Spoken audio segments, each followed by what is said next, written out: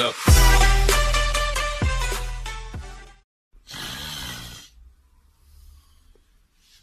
Estuve filmando a mi marido cada vez que roncaba por 4 años, mezclándolo de una forma especial. Con la ayuda de mi sobrino, salió esto. Espero lo disfrute.